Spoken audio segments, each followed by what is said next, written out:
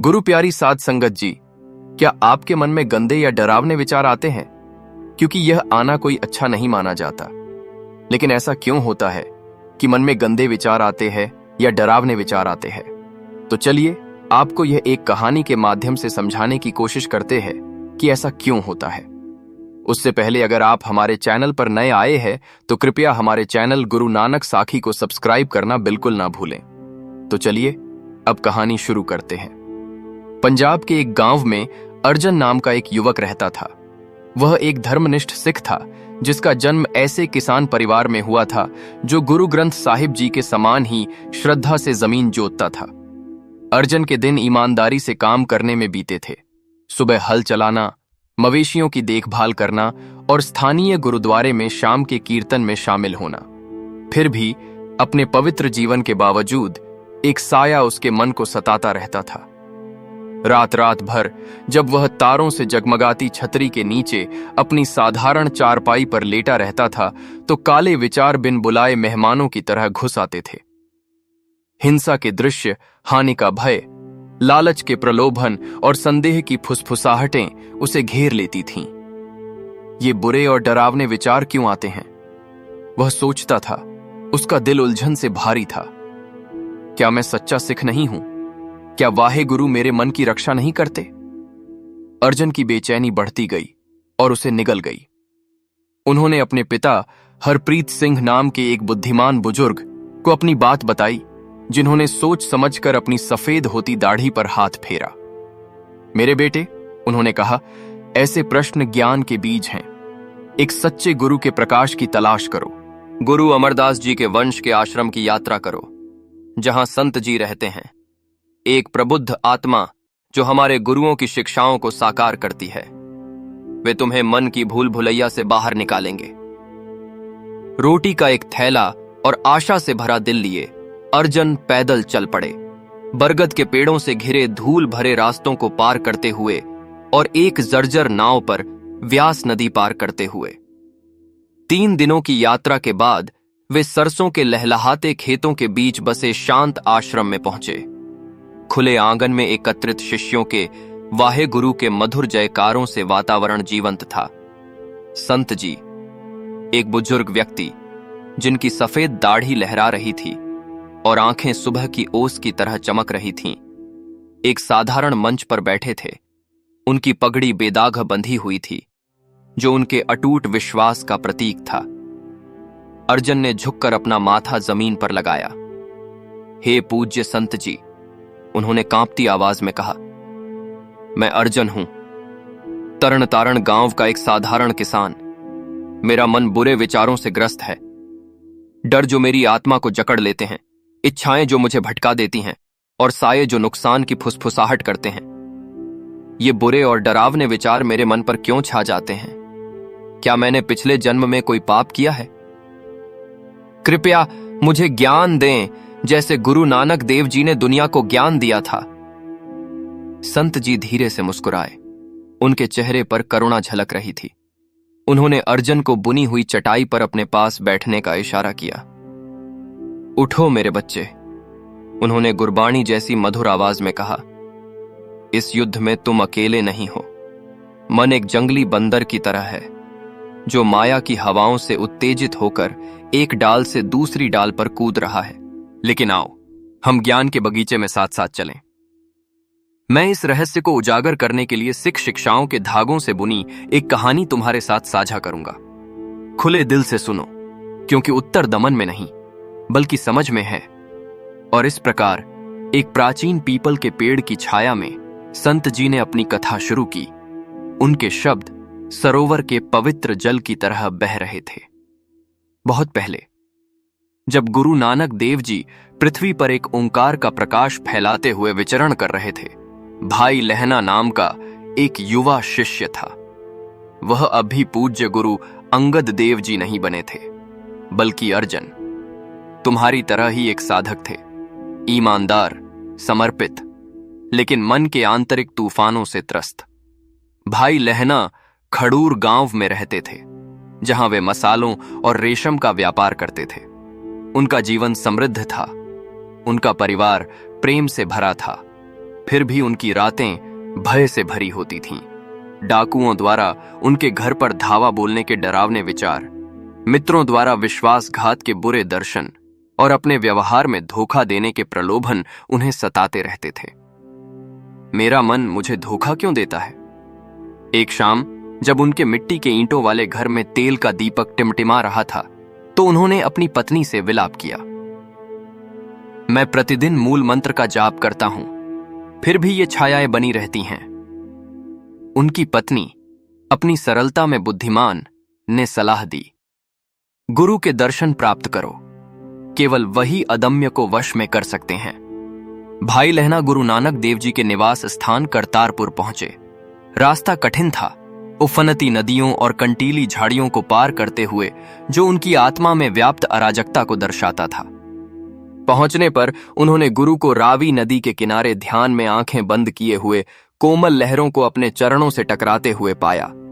शिष्यों ने उन्हें घेर लिया, दिव्य प्रेम के भजन गा रहे थे। भाई लहना ने साष्टांग प्रणाम किया। हे सतगुरु, उन्होंने विनती की, मेरा मन एक युद्ध भूमि है। क्रोध और भय के बुरे विचार मुझ पर अंधेरे में तीरों की तरह हमला करते हैं। मृत्यु और विनाश के डरावने चित्र मेरी शांति छीन लेते हैं। ये क्यों आते हैं? क्या मैं आपकी कृपा के योग्य नहीं हूं? गुरु नानक देव जी ने आंखें खोलीं। उनकी दृष्टि तीक्ष्ण होते हुए भी दयालु थी। लहना, उन्होंने कहा, उठो और मेरे साथ चलो। मन तुम्हारा दुश्मन नहीं है। यह वाहे गुरु की ओर से एक उपहार है, लेकिन इसे एक उत्साही घोड़े की तरह अनुशासित करना होगा। ये विचार पाप से नहीं, बल्कि माया के खेल से आते हैं, वह भ्रम जो सत्य को ढक लेता है। मैं आपको उस यात्रा के माध्यम से समझाता हूं जो हम साथ मिलकर करेंगे। गुरु भाई लहना को नदी के किनारे ले गए, जहां सूर्य ने पानी को सुनहरे रंग में रंग दिया था। इस नदी को देखो, गुरु नानक देव जी ने कहा, यह पहाड़ों से निर्मल होकर बहता है, लेकिन जैसे जैसे यह आगे बढ़ता है, इसमें कीचड़, पत्ते और मलबा जमा होता जाता है। इसी तरह मन भी जन्म से ही निर्मल होता है, ईश्वर का प्रतिबिंब। लेकिन जैसे जैसे हम इस संसार में रहते हैं, 5 चोरों, काम, क्रोध, लोभ, मोह और अहंकार के प्रभाव में आकर यह धुंधला हो जाता है। बुरे विचार उस कीचड़ की तरह होते हैं। जीवन की धाराएं तेज होने पर वे हिल उठते हैं। भाई लहना ने सिर हिलाया, लेकिन संदेह बना रहा। लेकिन गुरुजी, ये हमें इतना डराते क्यों हैं? सिर्फ अच्छे विचारों से ही क्यों नहीं? गुरु मुस्कुराए। समझने के लिए हमें और गहराई में जाना होगा। आओ आगे के जंगल में जाएं। वे एक घने जंगल में पहुंचे, जहां ऊंचे साल के पेड़ हवा में राज फुसफुसा रहे थे। पक्षी मधुर स्वर में चहचहा रहे थे, लेकिन छिपे हुए खतरे घात लगाए बैठे थे। झाड़ियों में सांप, परछाइयों में जंगली जानवर। जैसे ही वे चल रहे थे, अचानक एक सरसराहट ने भाई लहना को चौंका दिया। उसके मन में एक दृश्य कौंधा। एक बाघ झपट्टा मार रहा है, उसके पंजे मांस नोच रहे हैं। उसका दिल तेजी से धड़क रहा था। माथे पर पसीने की बूंदें उभर आईं। देखो, गुरु नानक देव जी ने रुकते हुए कहा, यह डरावना विचार अनायास ही आ गया। क्यों? क्योंकि मन आपकी रक्षा के लिए बनाया गया है। प्राचीन काल में जब हमारे पूर्वज जंगलों में घूमते थे, तो ऐसे भय वास्तविक खतरों की चेतावनी देते थे। वाहे गुरु ने मन को इस सहज प्रवृत्ति के साथ गढ़ा था, खतरे से भागने के लिए, जीवित रहने के लिए। लेकिन हमारे आधुनिक जीवन में निरंतर खतरों से मुक्त मन अभी भी इन परछाइयों को जन्म देता है, चिंताओं को भेड़िए समझकर। भाई लहना ने सोचा, तो ये विचार जीवित रहने की प्रतिध्वनियां हैं? बिल्कुल, गुरु ने उत्तर दिया। लेकिन इससे भी ज्यादा है। मन भी एक भटकने वाला प्राणी है, जो पिछले कर्मों और वर्तमान आसक्तियों से प्रभावित होता है। सिख धर्म में हम सिखाते हैं कि आत्मा शाश्वत है, जन्मों जन्मों से यात्रा करती रहती है। पिछले जन्मों की अनसुलझी इच्छाएं बुरे विचारों के रूप में प्रकट होती हैं, जो हमें माया की ओर खींचती हैं। हानि का भय मोह से, क्रोध से उत्पन्न होता है। ये आपके संकल्प की परीक्षा लेने लोहार की आग में लोहे की तरह आपकी आत्मा को गढ़ने आते हैं। शाम होते ही वे एक खुले मैदान में पहुंचे जहां एक छोटा सा आश्रम था। एक वृद्ध साधु, एक घुमक्कड़ तपस्वी ने उनका स्वागत हर्बल चाय से किया। अग्नि के चारों ओर गुरु नानक देव जी ने आगे कहा, मैं तुम्हें हमारी कहानी का एक दृष्टांत सुनाता हूं। एक बार राजा जनक नाम के एक राजा थे जो ज्ञान प्राप्त करके भी एक राज्य पर शासन कर रहे थे। एक रात उन्होंने सपना देखा कि वे एक भिखारी हैं, भूख से मर रहे हैं और डरे हुए हैं। जागने पर उन्होंने अपने गुरु से पूछा, क्या मैं एक राजा हूं जो भिखारी होने का सपना देख रहा हूं, या एक भिखारी जो राजा होने का सपना देख रहा है? गुरु ने उत्तर दिया, दोनों में से कोई नहीं, दोनों ही मन के भ्रम हैं। इसी प्रकार लहना, तुम्हारे डरावने विचार जागृत मन के स्वप्न हैं, द्वैत से उत्पन्न भ्रम। अच्छाई और बुराई एक साथ मिलकर हमें एक सत्य की याद दिलाते हैं। भाई लहना की आंखें चौड़ी हो गईं। तो फिर उन्हें कैसे भगाएं? भगाएं नहीं बल्कि पार जाएं, गुरु नानक देव जी ने कहा। सिमरन के माध्यम से वाहे गुरु का स्मरण, उनका नाम झपें और कीचड़ बैठ जाएगा और स्वच्छ जल प्रकट होगा। उस रात जब वे तारों के नीचे सो रहे थे, भाई लहना को बुरे विचारों की बाढ़ का अनुभव हुआ। बाढ़ में अपने परिवार के नष्ट होने के दृश्य, बेईमानी से धन संचय करने के प्रलोभन। वह घबराहट में उठे और गुरु के पास दौड़े। वे फिर आ गए।